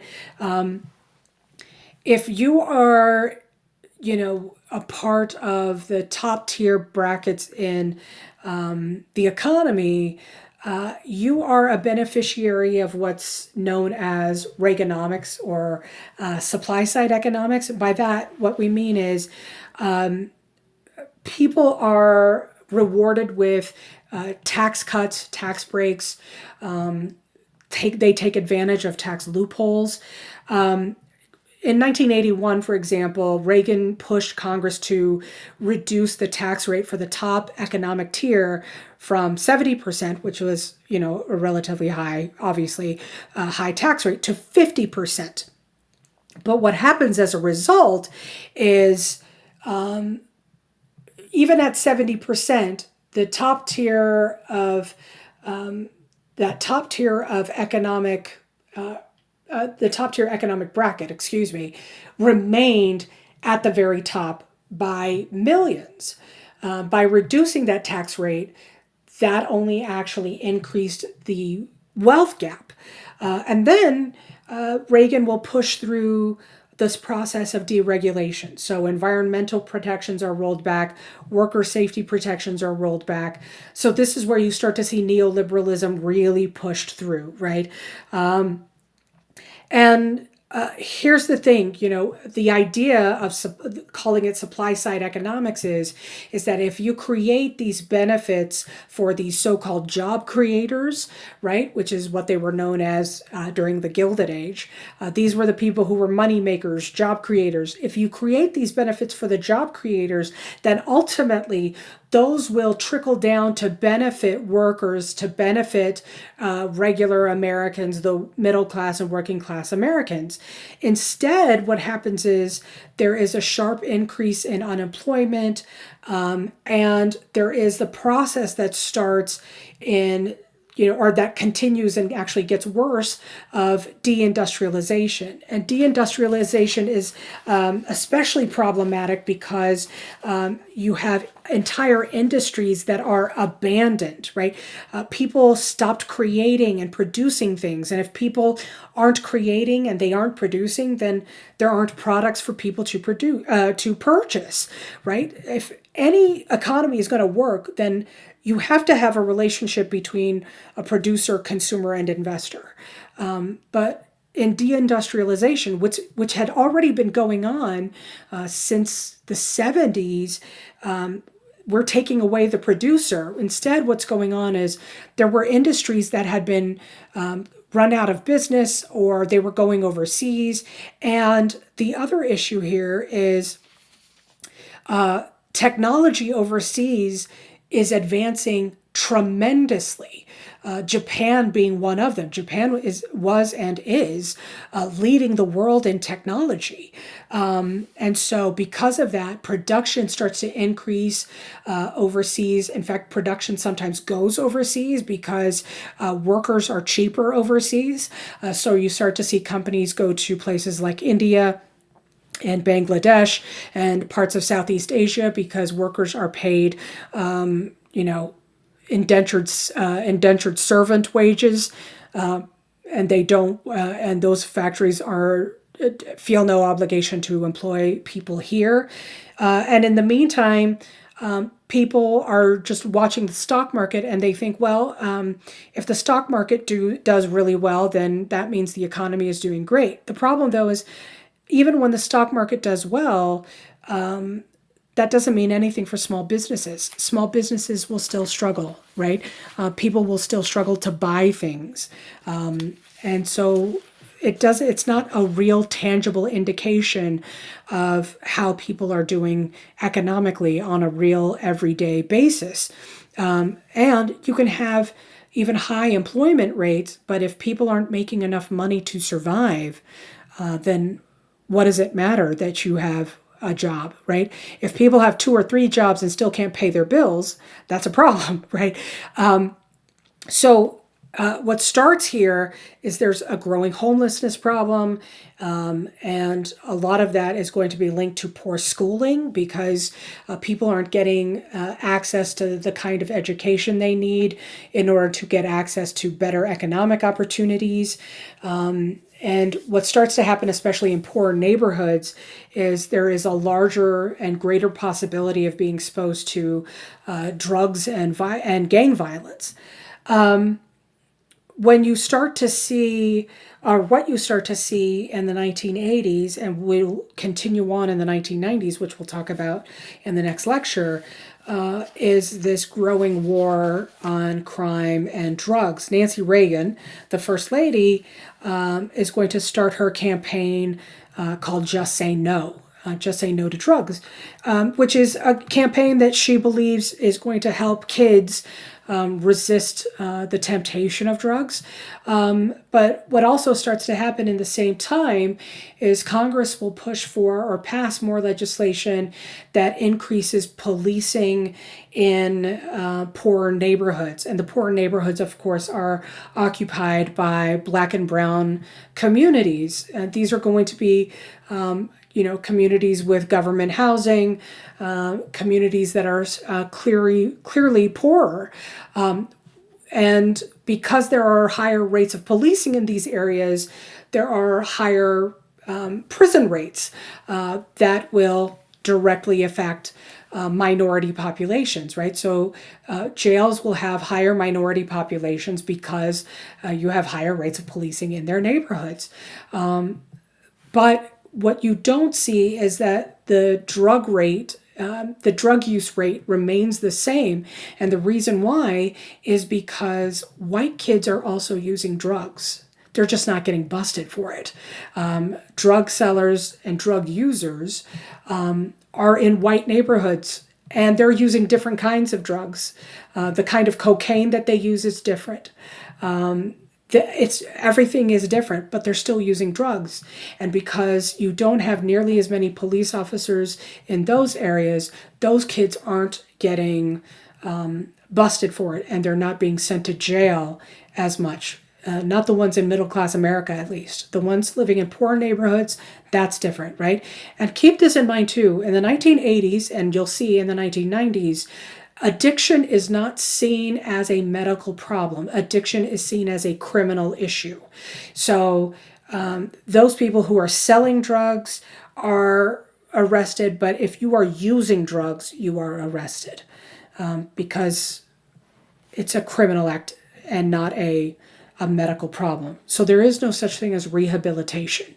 Rehabilitation is not available. And remember, once you're in the system, you're in the system. So if you get out of jail, finding a job to try and fix your life becomes that much more difficult. So that leads me to Ronald Reagan's foreign policy, right? And what it means to be a Reagan anti-communist.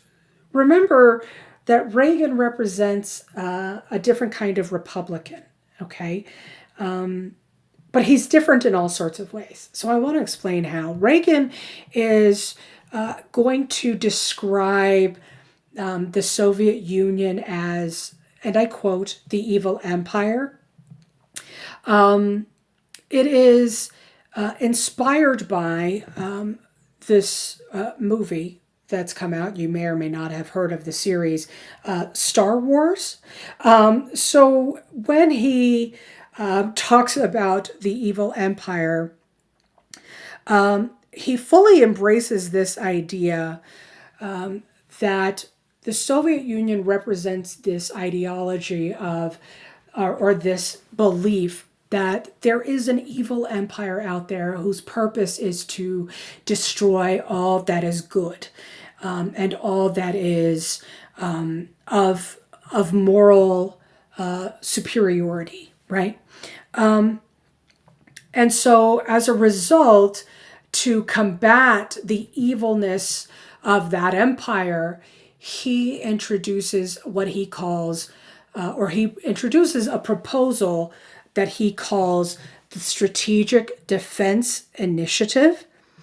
We're going to talk about the Strategic Defense Initiative in a minute, but first, I want you to hear how he talks about this evil empire. I want you to pay attention to the adjectives he uses, the phrases he uses to describe them, to describe communism, and if you can, try to think about how Kennedy spoke about communism and communists in June of 1963. Think about Nixon in his approach to communism in 1972 and see if you can make a comparison.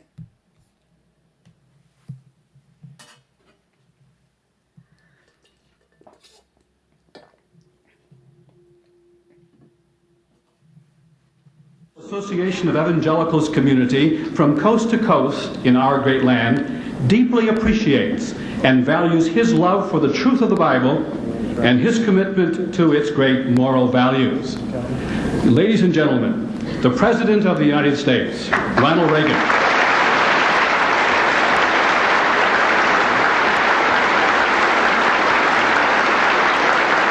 Thank you.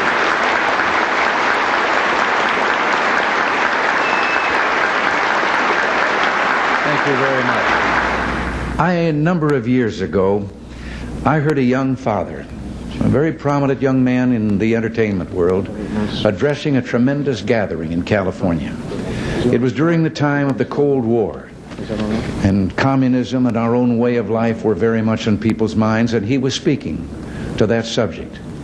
And suddenly, though, I heard him saying, "I love my little girls more than anything," and I said to myself, "Oh no, don't say that."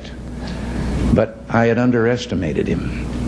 He went on, "I would rather see my little girls die now, still believing in God, than have them grow up under communism and one day die no longer believing in God."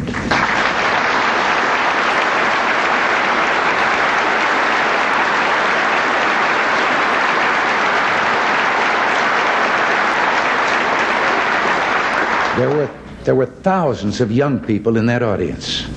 They came to their feet with shouts of joy. They had instantly recognized the profound truth in what he had said with regard to the physical and the soul and what was truly important. Yes, let us pray for the salvation of all of those who live in that totalitarian darkness. Pray they will discover the joy of knowing God. But until they do, let us be aware that while they preach the supremacy of the state, declare its omnipotence over individual man, and predict its eventual domination of all peoples on the earth, they are the focus of evil in the modern world. It was C.S. Lewis who, in his unforgettable screw tape letters, wrote, "The greatest evil is not done now in those sordid dens of crime that Dickens loved to paint. It is not even done in concentration camps and labor camps. In those we see its final result. But it is conceived and ordered, moved, seconded, carried, and minuted in clear, carpeted, warmed, and well-lighted offices by quiet men with white collars and cut fingernails and smooth-shaven cheeks who do not need to raise their voice." Well, because these quiet men do not raise their voices, because they sometimes speak in soothing tones of brotherhood and peace, because like other dictators before them, they're always making their final territorial demand, some would have us accept them at their word and accommodate ourselves to their aggressive impulses. But if history teaches anything, it teaches that simple-minded appeasement or wishful thinking about our adversaries is folly. It means the betrayal of our past, the squandering of our freedom. So I urge you to speak out against those who would place the United States in a position of military and moral inferiority. You know, I've always believed that old Screwtape reserved his best efforts for those of you in the church.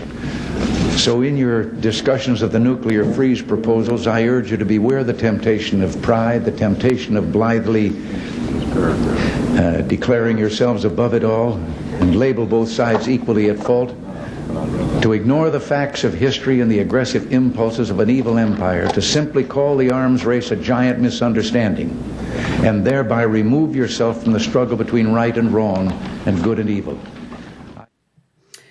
Okay, so when we talk about what Reagan is expressing here, right, he's clearly linking the fight against communism to an issue of morality.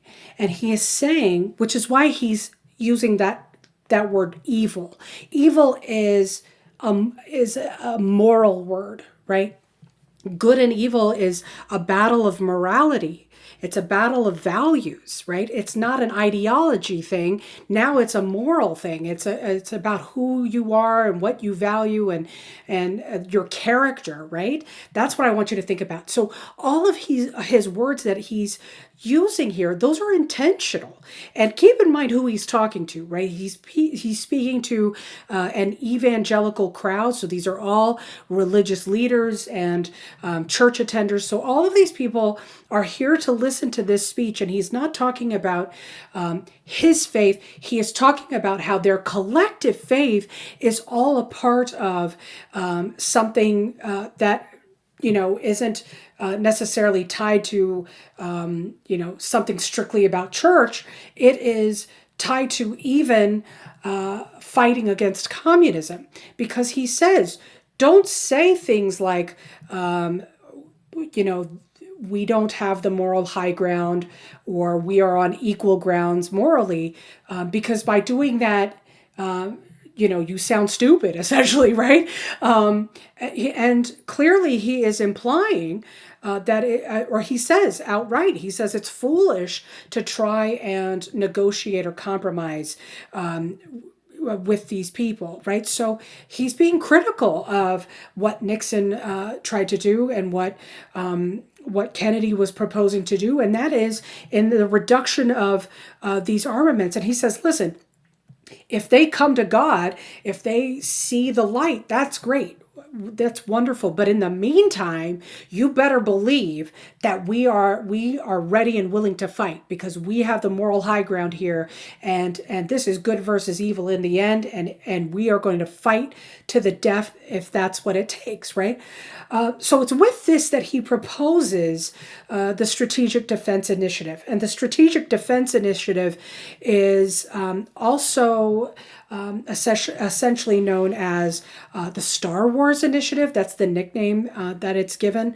What he proposed, and I'm not kidding about this, what he proposed is that we upgrade the military using space level technology and create a series of weapons to position themselves in space, literally in space, to form a shield over the United States to protect it from incoming missiles from the Soviet Union. Now, keep in mind, the Soviet Union didn't have missiles that could do anything like this at the time, that could reach that level of a height, or go to that height in the atmosphere.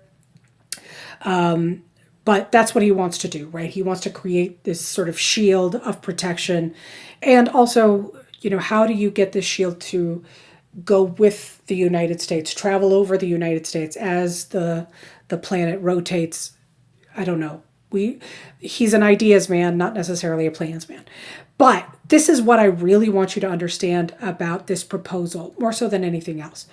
And that is, this is a true indication, this, and obviously after hearing this little bit of his speech, Reagan is not willing to negotiate, okay? He's not willing to compromise here.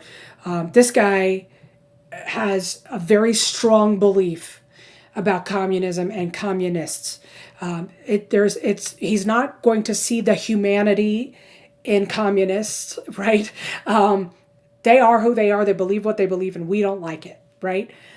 So if anything was going to happen, it would have to be a proposal from somebody else. Somebody else was going to have to present an opportunity to talk. I want to show you these two Time magazine covers. When Ronald Reagan first presents this idea of that, shield over the United States, there's no indication of how much money this is going to cost, because, research and development is one thing, like the actual creation and implementation of it, it's going to be billions, if not trillions of dollars. But again, it's an indication of how far he's willing to take this. So the proposal to have a conversation actually comes from the Soviet premier who takes over in 1985. He actually serves as the Soviet General Secretary. And that's Mikhail Gorbachev. And Gorbachev is spelled in front of you there. Mikhail Gorbachev is the man pictured there on the right, or drawn out there on the right of the second Time magazine cover. Here's the thing. By the time we get to 1985, the Soviet Union, again, is in a terrible shape economically. And you should also know this about Gorbachev. Gorbachev is devoted to communism. He's not at all open to the idea or ideology of democracy. But he's also very realistic about the Soviet situation, right? The Russians had tried to invade Afghanistan. Afghanistan, it borders Russia on the southern side, and it's a teeny tiny country. They tried to invade Afghanistan and take over, but they lost to a group of rebels, Afghani rebels. And the thing is that this small group of Afghani rebels had a lot of American support. The Americans sent weaponry and a lot of money to these rebels to help fund their fight against the Russians. You should also know that these rebels were led by a guy named Osama bin Laden. Yes, that Osama bin Laden, but we'll talk about that later. So in the meantime, on top of the humiliation of losing to a group of rebels in Afghanistan, he is also dealing with an economy that had collapsed, and he's dealing with a Soviet Union, forget Russia, the entire Union itself, so Russia and all of these Eastern European countries, could not be led in this way. He can't maintain this system as it was, right? Changes needed to be made. And then in the meantime, here's Ronald Reagan talking about a Star Wars initiative with, things up in space. There's no way the Russians can compete. There's no way that they can keep up, let alone compete, right? So Gorbachev says, all right, what if we just start to have a conversation? What if we maybe negotiate here so that you don't put weapons in the atmosphere, and maybe our people can actually have a little bit of a compromise. We don't have to necessarily be friends, but what if we actually work something out? In the end, it would lead to their first summit, which takes place in Geneva, Switzerland. And over the course of Reagan's second term as president, there would be 4 different summits. And the negotiations over the course of these 4 summits would lead to what would be the end of the Soviet Union. Eastern European countries would break away from the Soviet Union, and they would start to hold free democratic elections. And when I say free democratic elections, I really mean that. They are actual free democratic elections. And it's a huge change in the Russian approach to communism, right? It's definitely not something that Gorbachev was expecting. And it's certainly not something that Reagan was expecting. And in fact, what happens is it becomes a part of Reagan's legacy that he sort of brings in or ushers in the end of Russian communism, right? China remains a communist country, of course, but for the Soviet Union comes to an end because of these conversations, and Ronald Reagan gets to be a leading force in that. Now, Ronald Reagan's legacy overall is complicated. There are things like the Iran-Contra affair, which is incredibly significant and nearly gets him into legal trouble, and instead there's another guy who gets in trouble for it, who becomes the guy who's thrown under the bus, but we won't talk about that. And instead, Reagan becomes a diplomatic hero. Here's the other thing that Reagan doesn't expect: a friendship. The picture here on the left is from their first summit, which takes place in Geneva, right, in 1985. And if you look at their body language, this is an informal photograph that's taken of these two men. Both of them are very relaxed and laid back and doing just fine with each other, right? Of course, this is after a long day of meetings anyway, but both of them seem very comfortable with each other. And then there's the bottom right picture, and that picture is taken in 1992, long after Reagan's presidency, back when Reagan had moved back to his California ranch, and Gorbachev was invited to spend some time with Ronald and Nancy Reagan, and here are the two of them dressed in denim shirts and jeans with matching cowboy hats. It's a friendship. The two of them actually become really good friends. And who would have thought that the guy who describes the Soviet Union as the evil empire would actually become friends with, I don't know, their version of Darth Vader? Who would have thought?